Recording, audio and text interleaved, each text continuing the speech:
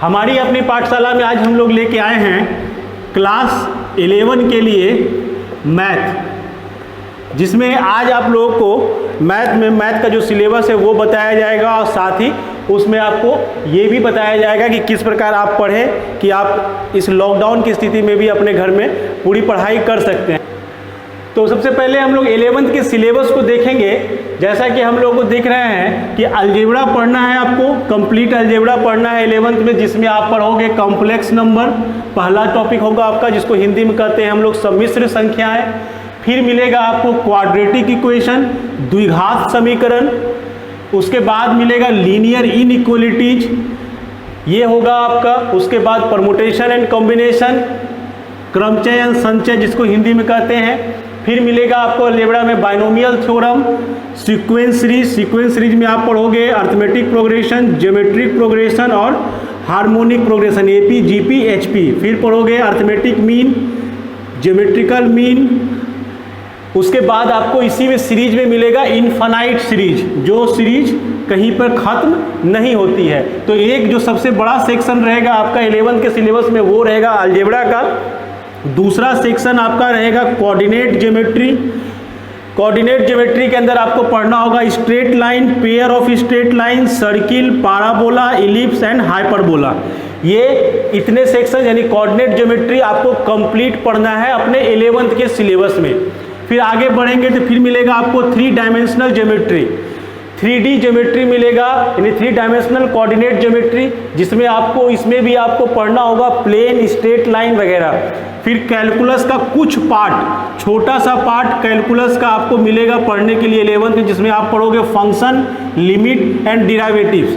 ये पार्ट आपको पूरा पार्ट मिलेगा। फिर 12th में जाकर कैलकुलस कंप्लीट होगा, लेकिन 11th में कैलकुलस का थोड़ा सा पार्ट आपको पढ़ना है। ट्रिग्नोमेट्री आपको कंप्लीट पढ़ना है 11th में, केवल इसमें 2 टॉपिक, इन्वर्स ट्रिग्नोमेट्रिकल फंक्शन और ट्रिग्नोमेट्रिकल इक्वेशंस, ये आपको 12th में मिलेंगे। बाकी पूरा ट्रिग्नोमेट्री आपको 11th में मिलेगा पढ़ने के लिए। फिर सेट थ्योरी कंप्लीट पढ़ना है 11th में, रिलेशंस पढ़ना है, प्रोबेबिलिटी पढ़ना है एंड स्टैटिस्टिक्स पढ़ना है। ये टोटल इतने किताबें, ये टोटल 9 चैप्टर आपके 9 बुक्स हैं। Algebra, coordinate, 3D, calculus, trigonometry, set theory, relation and function, probability and statistics. तो इतना सिलेबस आपका 11th का है। हम लोग स्टार्ट करेंगे आज यहाँ से कॉम्प्लेक्स नंबर से।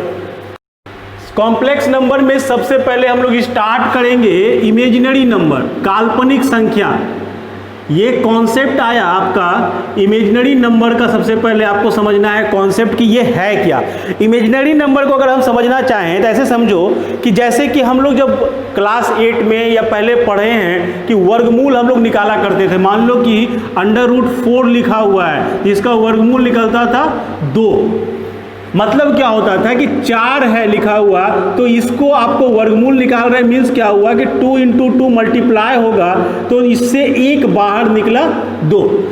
दूसरा चीज़ दिमाग में बिठा कर रखो, अगर माइनस कोई नंबर है, मान लो -2 लिखा हुआ है, और इसको हम मल्टीप्लाई करें -2 से, मीन्स माइनस मल्टीप्लाई हो रहा है माइनस से, तो आपका रिजल्ट जो आता था वो हमेशा क्या आता था, प्लस आता था। यानी -2 मल्टीप्लाइड बाय -2 = +4। यानी अगर हम माइनस माइनस को मल्टीप्लाई करें तो हमेशा हमको प्लस मिलेगा। सेम चीज़ बात करें कि अगर +2 रहता है, यानी कि मान लो कि प्लस में रहता 2 नंबर और दोनों का मल्टीप्लिकेशन होता, means plus multiply by plus, तो ये आपको क्या मिलता हमेशा, ये आपको हमेशा मिलता पॉजिटिव। यानी ये आपको मिलता है आंसर 4। मीन्स क्या है कि अगर नेगेटिव को नेगेटिव से मल्टीप्लाई करें या पॉजिटिव को पॉजिटिव से मल्टीप्लाई करें, आपका आंसर हमेशा पॉजिटिव में आएगा। कभी संभव नहीं है कि नेगेटिव और नेगेटिव नेगेटिव हो जाए। तो मल्टीप्लिकेशन में ये सारे नियम हम लोग पहले से पढ़ चुके हैं। माइनस को माइनस से मल्टीप्लाई करेंगे तो प्लस आएगा। अगर लेकिन माइनस को मल्टीप्लाई करें हम प्लस के साथ या प्लस को मल्टीप्लाई करें माइनस के साथ, तो हमारा आंसर हमेशा माइनस आता है। मतलब क्या हुआ, अगर -2 मल्टीप्लाई बाय 2 होता तो आंसर -4 आता, या 2 मल्टीप्लाई बाय -2 होता तो मेरा आंसर -4 आता। तो अगर माइनस और प्लस मल्टीप्लाई हो रहा है तो मेरा आंसर माइनस आता है। अब अगर हमारा इसी क्वेश्चन में अगर +4 का हम स्क्वायर रूट निकालें, लेकिन अगर हमको -4 का स्क्वायर रूट निकालना होता तो मेरा आंसर क्या होता। अब सवाल यहाँ उठता है कि इसका बेसिक कॉन्सेप्ट कहता है, वर्गमूल का स्क्वायर रूट का कॉन्सेप्ट कहता है कि आपको सेम नंबर को सेम नंबर से मल्टीप्लाई करना है। मतलब अगर हम चाह रहे हैं कि यहाँ पे -4 मेरा मल्टीप्लाई करके आए तो हमारे पास क्या होगा, अगर हम 2 × -2 करेंगे तो -4 मिलेगा। लेकिन क्या 2 और -2 सेम नंबर है? सेम नंबर नहीं है, एक नंबर प्लस में एक नंबर माइनस में है, यानी 2 और -2 दोनों अलग अलग नंबर्स हैं। लेकिन अगर स्क्वायर रूट के कॉन्सेप्ट पे जाएं हम तो हमारा कॉन्सेप्ट कहता है कि जब भी इससे बाहर कुछ निकलेगा तो वो उसी नंबर का मल्टीप्लिकेशन उसी से हो। मतलब कि आपको अगर -4 को बाहर निकालना है तो आपके पास ये माइनस वाला साइन हमेशा बचेगा। मीन्स क्या है, अगर इसको लिखते 2 × -2 तो मेरा ये दोनों नंबर सेम नहीं आता तो ये बाहर नहीं निकलता। वैसे ही अगर इसको हम लिखते -2 × 2 तो भी ये दोनों नंबर सेम नहीं है।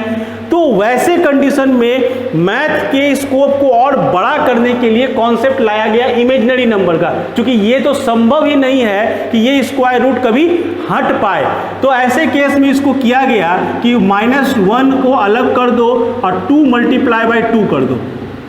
तो अगर इसको हम देखें तो ये -4 लिखा रहा है कि नहीं लिखा रहा है। मीन्स क्या हो रहा है, 2 × 2 4 हो गया और मल्टीप्लाई किससे हुआ, -1 से। मेरा आंसर क्या आएगा, -4। अब अगर स्क्वायर रूट निकालते हैं तो ये दोनों तो चलो दोनों नंबर सेम है, इससे एक बाहर निकल जाएगा 2 और अंदर में क्या बचेगा, रूट अंडर -1। इस -1 जो अंडर रूट -1 आया that is called imaginary number, यानी कि -1 अंडर रूट को नाम दिया गया, एक इमेजिनरी संख्या दिया गया। ये एक इमेजिनरी नंबर है और जिसको डिनोट किया गया आई से, आयोटा जिसके द्वारा ये दिया गया, इसको हम लोग सिंबॉलिक दिखाते हैं आई से, यानी अंडर रूट -1 को हम लोग कहते हैं आई। यानी आई अगर है तो आई का मतलब आपको समझना है कि ये आपको ये -1 अंडर रूट लिखा हुआ है। तो यहाँ से इमेजिनरी नंबर का एक कॉन्सेप्ट शुरू हुआ कि अगर हमको वैसे नंबर का स्क्वायर रूट निकालना है जो नेगेटिव में हो, यानी नेगेटिव का स्क्वायर रूट निकालने का एक तरीका दिया गया इमेजिनरी नंबर के सहायता से। मान लो कि आपको लिखा रहता -36 अंडर रूट, तो आप इसको क्या करोगे, -1 को अलग कर लो और 36 कर लो, तो इसका तो स्क्वायर रूट आपका 6 निकल जाएगा, यानी 6 बाहर निकल गया। अब बचा क्या अंदर में, -1। इसको आप क्या लिखोगे, 6 × I, यानी कि ये जो पार्ट है ये डिनोट हो गया आपका आई के साथ। यानी मान लो कि कहीं पे लिखा हुआ है 7i, इसका मतलब क्या हुआ, ये लिखा हुआ है 7 × अंडर रूट -1, तो ये कहलाया आपका इमेजिनरी नंबर। आगे इसी को देखते हैं हम लोग। तो आई का मतलब आपको दिमाग में बिठा के रखना, आई मीन्स अंडर रूट -1। अब हम आते हैं, पहले आई पढ़िए। आई को अगर हम लोग कुछ क्वेश्चंस पर लेके चले, जैसे कि क्वेश्चन पूछा गया आई का स्क्वायर क्या होगा, तो आई का स्क्वायर क्या होगा, आप समझो यहाँ से कि आई का मतलब क्या था, -1 अंडर रूट, और इसका हम लोग क्या कर रहे हैं, स्क्वायर। तो मेरा आंसर कितना आएगा, जब किसी स्क्वायर रूट का स्क्वायर करो तो आंसर क्या होगा, स्क्वायर रूट खत्म हो जाएगा, यानी बचा क्या आपके पास, -1, यानी आई स्क्वायर का वैल्यू कितना हो गया, -1। वैसे ही अगर अगला टर्म ले आई का पावर 3, तो मतलब क्या हुआ कि -1 पर पावर कितना हो गया, 3। आप समझो -1 पावर 3 को क्या लिख सकते हो, -1 का स्क्वायर और मल्टीप्लाई बाय -1 अंडर रूट। अभी हमने -1 का स्क्वायर निकाला था तो उस पर तोड़े इसको हम लोग, तो -1 का स्क्वायर तो माइनस हो गया, -1 हो गया, और -1 under root that is written as i again, यानी ये क्या हो गया, इंटू आई। तो क्या आंसर आया आपका, -i, यानी आई क्यू का वैल्यू क्या आया आपका, -i। नेक्स्ट अगर हम ले आई पावर 4, यानी आई का पावर अब हम 4 लेके चल रहे हैं, तो क्या होगा, यानी -1 अंडर रूट का पावर 4। इसको हम इसी टर्म में लिखते हैं फिर से, तो ये क्या हो जाएगा, -1 अंडर रूट का स्क्वायर और मल्टीप्लाई बाय -1 अंडर रूट का अगेन स्क्वायर, पावर 4 हो गया मेरा।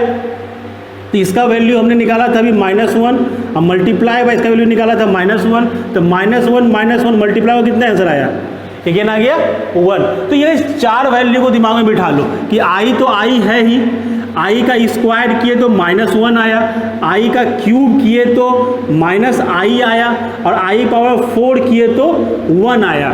इस 4 वैल्यू को देखो। अब देखो इसका खेल कि अगर हम आई का पावर 4 लिए तो मेरा आंसर आ गया 1। अब हम आगे बढ़े इसी में, क्या अब हम आई का पावर 5 निकालते हैं।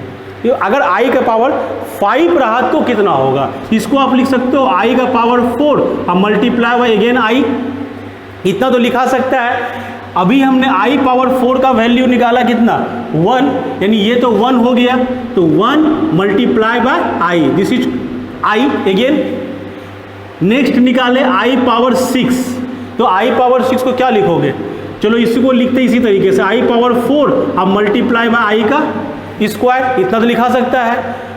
तो आई पावर 4 का वैल्यू कितना है 1, और आई स्क्वायर का वैल्यू कितना है -1, यानी -1 कितना आएगा आंसर आपका -1।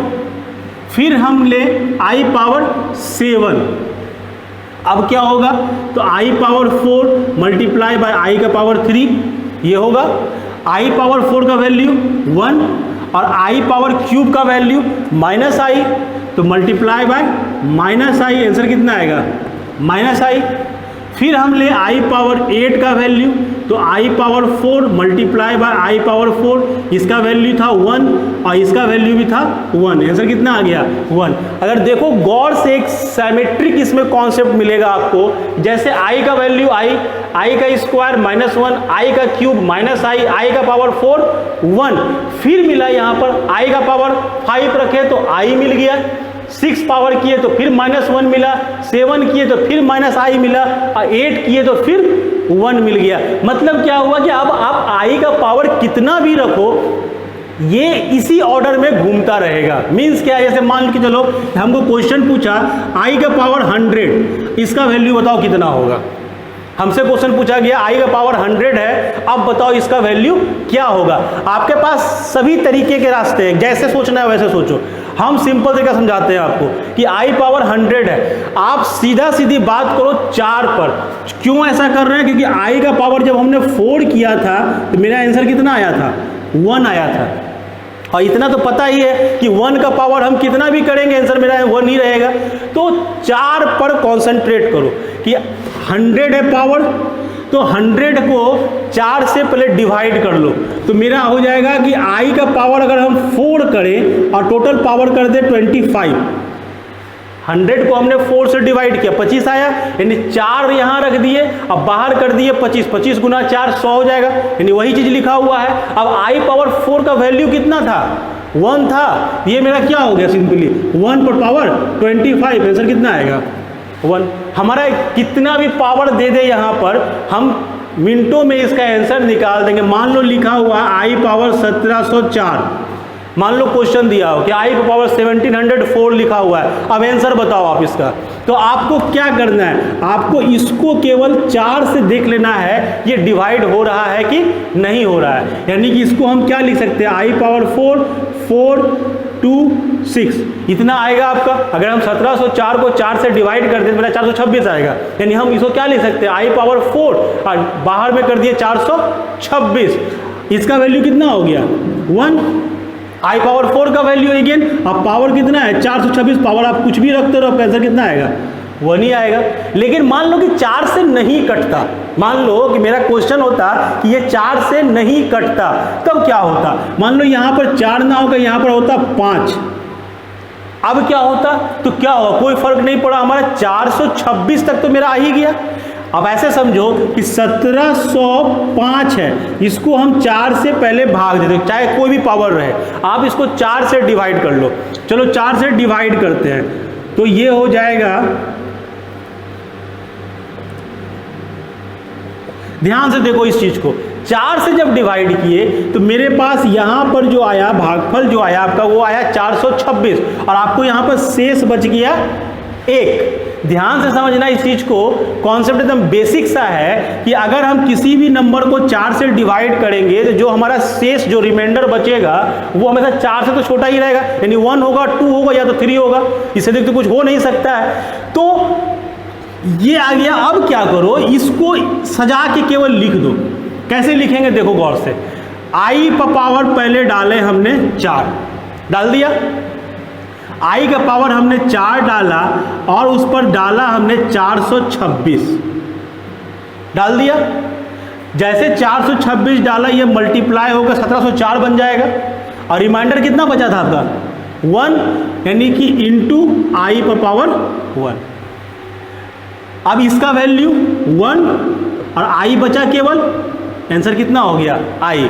इसको और अच्छे से समझो, आई के पावर को मतलब समझना है केवल कि हम जो हैं, मान लो कि यहाँ पर लिखा हुआ है 323, मान लो कि हमको बोला कि 323 का निकालो। आपको हम सिंपल समझा रहे हैं, फिर से इसको ध्यान समझना।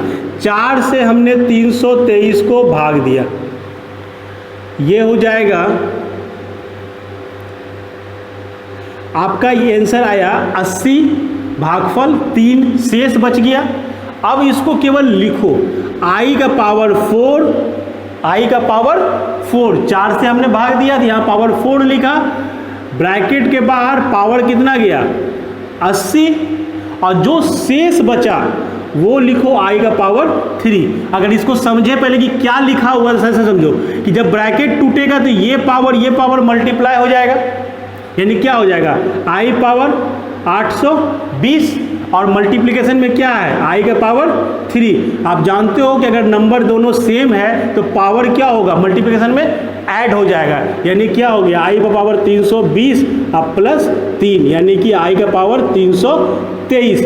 यही चीज़ यहाँ लिखा हुआ है। हमने क्या किया, केवल इसको सजाकर इस रूप में लिख दिया। अब लिखने से फायदा क्या हुआ हमारा, आई का पावर 4 1 वैल्यू था, 1 पर पावर 80 गया, ये 1 पर पावर कितना भी जाए वैल्यू तो 1 ही रहेगा, यानी ये वाला पूरा टर्म कितना आपका हो गया 1। अब मल्टीप्लाई बाय क्या था आई का पावर 3, आई का पावर 3 अभी हमने निकाला था, माइनस आई आता था, यानी 1 multiply by minus I, answer कितना हो गया माइनस आई। तो आपके पास एन आई पर पावर कुछ भी रहे, मान लो लिखा हुआ है 5 3 2 5 1 3 2, इतना बड़ा नंबर लिखा हुआ है। आपको क्या करना है, केवल इसको खोजना है कि 4 से जब इसको हम डिवाइड करेंगे तो आपके पास रिमाइंडर में क्या बचेगा, बस इतने सोचना है। अगर हम इसको 4 से डिवाइड करें तो ये तो 4 से कट जाएगा, मान लो इतना ही रहता, आपको केवल इतने पे आंसर अपना सीधा लिखना है कि हम अगर इसको 4 से डिवाइड करेंगे तो मेरा क्या बचेगा। आपको बता देते इसका आंसर, 4 से डिवाइड करोगे आपको शेष बचेगा 1, तो 1 बचा, यानी इसका आंसर जो होगा आई पर पावर 1। मान लो कि लिखा हुआ है आई पावर 59, अब बताओ कि इसको हम 4 से डिवाइड किए 59 को, मेरा शेष कितना बचा, तो शेष जो बचेगा वही आपका आंसर होगा। यानी इसको अगर हम 4 से डिवाइड करें तो बचेगा आपका शेष 3, यानी इसको लिखोगे आई पावर 59 इक्वल टू आई का पावर 3, ये कितना आएगा माइनस आई आंसर। आपको इतना लंबा कैलकुलेशन दिखाना भी नहीं है, केवल दिमाग में बिठा रखना है कि आई का पावर जितना भी दिया हुआ है इसको आप 4 से डिवाइड करो, जो आपका शेष बचा वही आई का पावर बचेगा। अब बाकी आई का पावर आपके पास क्या आएगा 1 2 या 3 आएगा, तो 1 आया तो जान ही रहे हो वैल्यू, 2 आया तो -1 हो जाएगा और 3 आया तो माइनस आई हो जाएगा। तो अब हो गया इमेजिनरी नंबर हमने समझ लिया। अब समझो कॉम्प्लेक्स नंबर। कॉम्प्लेक्स नंबर क्या कहता है कि आप रियल नंबर और इमेजिनरी नंबर दोनों को एक साथ लिख दो। मतलब है इसको हम लोग दिखाते हैं a प्लस आई बी के फॉर्म में। मतलब क्या हुआ ध्यान से समझना, a और b दो अलग अलग नंबर हैं, जो भी हो a और b नंबर है जो रियल नंबर है, जो नंबर सिस्टम पे आते थे वो नंबर है। यानी a और b जो है वो जो होगा आपका रियल नंबर होगा। और चूंकि i लगा हुआ है यहाँ पर तो ये बनाया आपको इस पार्ट को इमेजिनरी पार्ट के साथ ये मिला दिया, तो ये वाला पार्ट हो गया इमेजिनरी और ये पार्ट हो गया रियल। तो रियल और इमेजिनरी नंबर को जब हम लोग एक साथ लिखते हैं तो उसको हम लोग कहते हैं कॉम्प्लेक्स नंबर। जैसे मान लो लिखा हुआ रहता 5 + 3i, तो 5 और 3 ये दोनों तो रियल नंबर है, लेकिन 3 के साथ i मल्टीप्लिकेशन में है, तो ये पूरा पार्ट जो आपका कहलाया, ये कहलाया इमेजिनरी पार्ट। और इस पार्ट में i नहीं है, इस पार्ट में i नहीं है, तो ये कहलाया आपका रियल पार्ट, यानी ये कहलाता है रियल पार्ट, ये कहलाता है इमेजिनरी पार्ट। इसको हम लोग दिखाते हैं कॉम्प्लेक्स नंबर को जनरली z से, यानी कॉम्प्लेक्स नंबर z में दो पार्ट होगा, एक होगा रियल पार्ट, एक होगा इमेजिनरी पार्ट। इसको हम लोग कहते हैं a प्लस आई बी के फॉर्म में ये लिखा हुआ है, जहां पर a का जो वैल्यू है वो कितना है। अब रियल को रियल से मिलाओ तो a का वैल्यू कितना हो गया, 5 हो गया। अब b का वैल्यू कितना हो गया, तो b वाला को देखो, b वाला इस पार्ट में i है और इस पार्ट में भी i है, तो i को भूलो और b का वैल्यू कितना आया आपका, 3 आया। तो ये कहलाया a और b का वैल्यू। यानी कि कॉम्प्लेक्स नंबर को जब हम लोग लिखेंगे तो उसमें दोनों पार्ट लिखेंगे, रियल पार्ट और इमेजिनरी पार्ट। इसको दिखाया जाता है, इस तरीके से लिखा जाता है, रियल पार्ट ऑफ z, यानी रियल पार्ट कॉम्प्लेक्स नंबर का क्या है, तो वो है 5, और इमेजिनरी पार्ट जो है कॉम्प्लेक्स नंबर का वो क्या है, वो है 3। तो ये है आपका कॉम्प्लेक्स नंबर लिखने का तरीका। अब कुछ बेसिक ज्ञान आपको जरूरी है। कॉम्प्लेक्स नंबर और रियल नंबर मतलब क्या हुआ कि i जो इमेजिनरी नंबर हुआ और जो रियल नंबर हुआ, जिसमें i लगा हुआ तो इमेजिनरी नंबर हो गया, और जिसमें i नहीं लगा हुआ वो तो रियल नंबर है। तो रियल नंबर और इमेजिनरी नंबर में कभी भी जोड़ घटाव नहीं होता है। यानी कि 5 + 3i लिखा हुआ है, इसका मतलब आप कहीं से भी 5 और 3 को जोड़ नहीं सकते हो, ना ही घटा सकते हो। तो ये आपका तरीका है एक कॉम्प्लेक्स नंबर लिखने का। जैसे मान लो कि लिखा रहता कि 1 + 3i का पावर 2, ये लिखा रहता। अब बोलता कि मान लो ये कॉम्प्लेक्स नंबर तो है, क्योंकि इसमें i कहीं ना कहीं तो आया है, तो मान लो ये अगर कॉम्प्लेक्स नंबर z है तो आप बताओ कि रियल पार्ट ऑफ z कितना है और इमेजिनरी पार्ट ऑफ z कितना है। ये आपसे क्वेश्चन एग्जाम में या आपके बुक में मिलेंगे कि आप रियल पार्ट और इमेजिनरी पार्ट को बताओ। तो आप बताने से पहले आपको ध्यान रखना पड़ेगा, जैसे हमने यहाँ पे क्लियरली बताया कि आपका रियल पार्ट क्या होगा, इमेजिनरी पार्ट क्या होगा, तो वो ध्यान रखना पड़ेगा कि आपको पहले इसको a + ib के फॉर्म में लाना पड़ेगा। ये अभी a + ib के फॉर्म में नहीं है। क्यों नहीं है, a + ib है, बट उसका क्या किया हुआ है, स्क्वायर किया हुआ है। यानी पहले आपको इसको सिंप्लीफाई करके इस फॉर्मेट में लाकर दिखाना होगा। मतलब क्या हो, इसको अगर हम सॉल्व करें तो a + b का होल स्क्वायर है, अगर फॉर्मूला पे बिठाएं तो a² + b का स्क्वायर और +2 × a × b। अगर हम फॉर्मूला पे तोड़े a + b के होल स्क्वायर पे, तो a² + b² + 2ab पे हमने इसे लिख दिया। अब 1 का स्क्वायर क्या हो जाएगा, 1 हो जाएगा।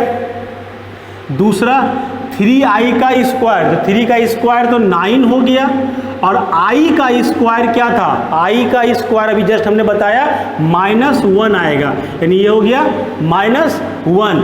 फिर यहाँ पे देखो आगे 2 × 1 2 हो गया, × 3 कितना हो गया 6, और i भी साथ में है, यानी 6i बन गया ये। अब इसको और सिंप्लीफाई कर लो तो 1, ये +9 × -1 यानी -9 और +6i, ये कितना हो गया -8। ये दोनों पार्ट तो रियल है, अब इसमें तो i है नहीं, अब ये घटेगा, ये हो जाएगा -8 और +6i। गौर से देखो ये आपका आ गया a + ib के फॉर्म में। तो ये आ गया आपका, देखो गौर से -8 + 6i आ गया a + ib के फॉर्म में। अब इसको आप कंपेयर कर लो, तो अगर ये लिख रहे हो तो रियल पार्ट ऑफ z आपका क्या हो जाएगा, a का वैल्यू यहाँ कितना है, देखो गौर से -8 है, यानी एक आपका रियल पार्ट हो गया -8, और इमेजिनरी पार्ट ऑफ z कितना हो जाएगा आपका, यहाँ मिलाओ i और i मिल रहा है, तो b वाला वैल्यू कितना हो जाएगा आपका 6 हो जाएगा। तो जब a + b के फॉर्मेट में लाने के लिए बोला जाए तो आप उसको पहले सिंप्लीफाई करके सिंपल वे में लाओ, जो इस तरीके से हो, जिसमें पावर, मल्टीप्लिकेशन, डिवीजन, यानी कि ये सारी चीज़ें नहीं होनी चाहिए, वो सिंपल एडिशन के टर्म में रहेंगे। तो ये आपका निकलेगा रियल पार्ट और इमेजिनरी पार्ट। इसमें आपको क्वेश्चन जो मिलेंगे, 2-3 तरीके के क्वेश्चन मिल सकते हैं। एक मिलेंगे कि a प्लस आई बी के फॉर्म में बदलो। दूसरा क्वेश्चन पूछ सकता है कि रियल पार्ट और इमेजिनरी पार्ट को निकालो। तो आपके क्वेश्चन को देखो अपने बुक के और इसे बनाओ। हम लोग नेक्स्ट जो पढ़ेंगे अब आगे जो हम लोग पढ़ेंगे वो पढ़ेंगे कॉम्प्लेक्स नंबर का एडिशन, यानी जोड़, किस प्रकार कॉम्प्लेक्स नंबर जुड़ते हैं। दूसरा पढ़ेंगे हम लोग सब्सट्रैक्शन, यानी उसका घटाव। फिर पढ़ेंगे हम लोग मल्टीप्लिकेशन, कि गुना कैसे होता है, एंड पढ़ेंगे फिर डिवीजन। तो हमारा सिलेबस बहुत लंबा है, हम लोग नेक्स्ट क्लास में मिलेंगे तो इसमें बाकी चीज़ों को भी देखेंगे। हमारे चैनल के साथ जुड़े रहें। Thank you.